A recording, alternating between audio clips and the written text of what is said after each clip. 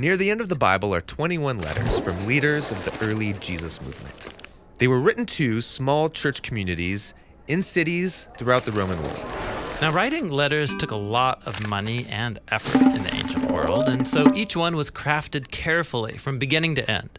And that means we should read them as one whole literary work. So let's talk about how to read New Testament letters in their literary context. Of all the early Christian leaders, the Apostle Paul wrote the most letters. We have 13 in the New Testament. I often imagine him alone in his study, writing long theological essays.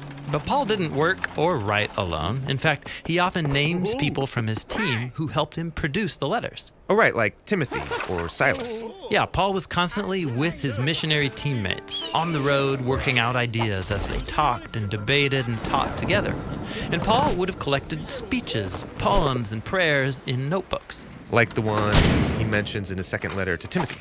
Right, and so Paul would get the right teammates in a room and start pulling together old and new material.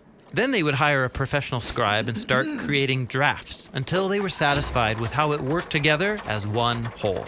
Then mail it off. Yeah, the letter would be given to a trusted teammate who would also be given instructions on how to perform it before the recipients. Perform it like read it aloud? Yeah, most people back then didn't read. And so Paul mentions this more than once in his letters, that they were designed to be heard, which is why they often sound like written speeches. So it's important for us to read and listen to these letters from beginning to end, too, so we can appreciate how each part contributes to the whole. Exactly. Now, every culture has its own practice for how to organize a letter, and in the first century, there was a standard format. You have the opening, which names the author and then the receiver. Then a prayer of thanks or a greeting. Then comes the body of the letter. This part is the main reason for writing in the first place, what the receiver's supposed to know or do something about. Right. And then comes the conclusion, which could have greetings, travel plans, a final request, or a prayer. So it's helpful to see how a New Testament letter breaks down into these parts. Right. So let's take, for example, Paul's letter to the Ephesians. Okay, there's the opening. And then a long thanksgiving prayer to God. And in the center of this opening prayer, Paul introduces the main idea of the whole letter. It's about God's plan. To unite together all things in heaven and earth, in Messiah Jesus. But what does that mean? Well, as we move into the body of the letter, Paul is going to repeat and unpack this rich idea.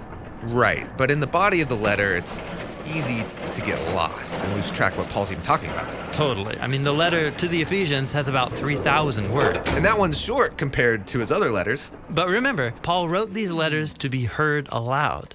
And so he usually gives clues to the progression of thought with transition words like therefore, or because of this, or so then. Okay, so the body of Ephesians breaks down to a lot of paragraphs, but they all begin with these transition words. Right. And each paragraph has its own main idea. So the first one is about how the risen Jesus is king of everything and everyone. And as for you, that is non-Israelites, you are now included in the new humanity God's creating.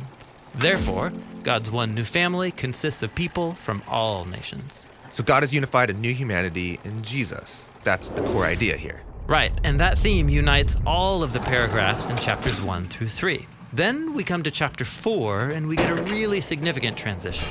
Therefore. Yeah, that transition word is actually a hinge between the first and second half of the letter. God's unified a new humanity in Jesus. Therefore what? Great question. Let's keep going, and we'll summarize the paragraphs of chapter 4. God's one new humanity is really diverse, so we must live together as God's new creation, and that, therefore, requires that we learn how to love and forgive each other because we are one. This section is all about living in unity. Right, and so you can see now how all the parts of the letter fit together into one flow of thought. God's unified a new humanity in Jesus, therefore live in a way that fosters that unity. Seeing it broken down like this is really helpful. It's like a roadmap, so I don't get lost. Right, and you can read every New Testament letter this way. Break it down into smaller parts to see the message of each paragraph. And then trace repeated ideas and transition words to see how they all connect back together. Then you'll see how the apostles brilliantly combined all of the pieces into a literary whole that spoke to Jesus' first followers and can still speak to us today.